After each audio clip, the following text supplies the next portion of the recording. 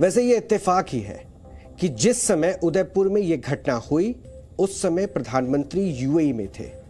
आज प्रधानमंत्री मोदी जर्मनी से लौटते वक्त 1 घंटे के लिए यूएई की राजधानी अबू धाबी में रुके और इस दौरान यूएई के मौजूदा राष्ट्रपति शेख मोहम्मद बिन जायद अल नाहयान ने एयरपोर्ट पर उनका शानदार स्वागत किया और इस दौरान दोनों नेताओं ने एक दूसरे को गले भी लगाया।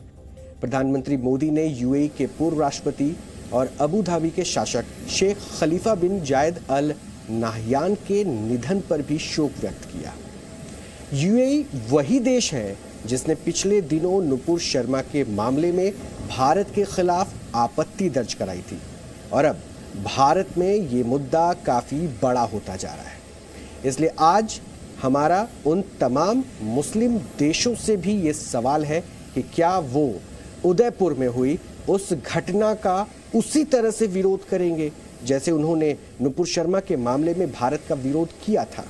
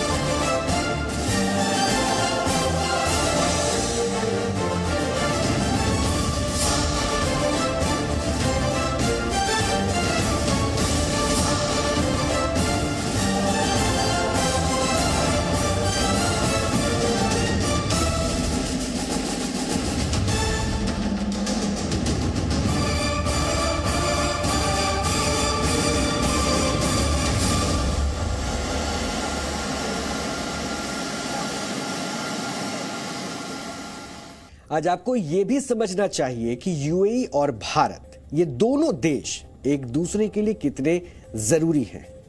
चीन और अमेरिका के बाद यूएई भारत का तीसरा सबसे बड़ा ट्रेड पार्टनर है, जबकि यूएई के लिए भारत उसका दूसरा सबसे बड़ा ट्रेड पार्टनर है। साल 2019-20 में दोनों देशों के बीच 4,60,000 करोड़ रुपए का व्यापार हुआ था और अमेरिका के बाद भारत सबसे ज्यादा निर्यात यूएई को ही करता है। साल 2019 में भारत ने यूएई को 2,26,000 करोड़ रुपए की वस्तु और सेवाओं का निर्यात किया था। आज यूएई चीनी, फल, हरी सब्जियां, चाय, मीट, कपड़े, केमिकल्स, कीमती धातु और पत्थर के लिए काफी हद तक भारत पर निर्भर है, जबकि भारत कच्चे तेल के लिए यूएई पर निर्भर है। सऊदी अरब और इराक के बाद भारत अपनी जरूरत का 10% कच्चा तेल यूएई से ही खरीदता है। यूएई की कुल आबादी लगभग 1 करोड़ है, जिनमें 35 लाख लोग अकेले भारत से, जी हां, अकेले भारत से, यानी यूएई की कुल आबादी में 35% तो सिर्फ भारतीय है।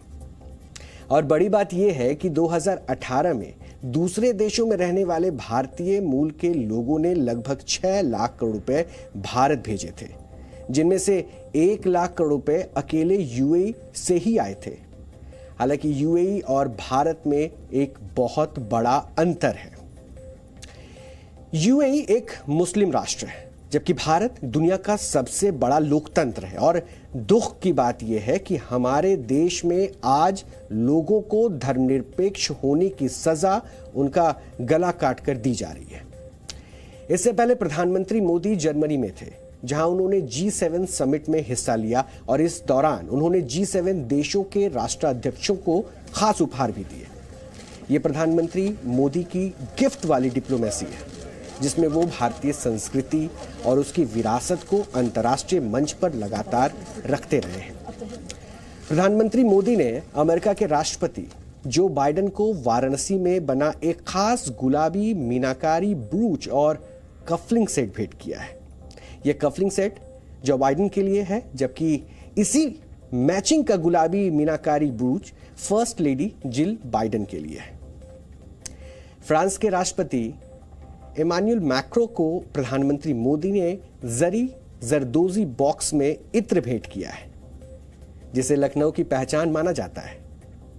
इस पर हाथ से नक्काशी की गई है और इसके अंदर रखे कपड़े पर फ्रांस के राष्ट्रीय ध्वज के रंग का इस्तेमाल किया गया है।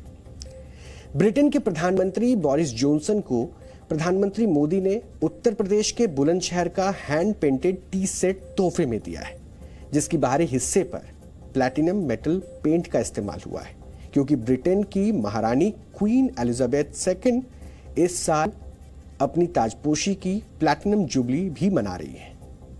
इसके अलावा प्रधानमंत्री मोदी ने इटली के प्रधानमंत्री को मार्बल से तैयार किया गया टेबल टॉप, कनाडा के प्रधानमंत्री को कश्मीर में हाथ से बुना गया रेशमी कालीन और जापान के प्रधानमंत्री को मिट्टी के बर्तन गिफ्ट किए हैं, जो उत्तर प्रदेश के निजामाबाद की पारंपरिक विरासत को दर्शाते हैं।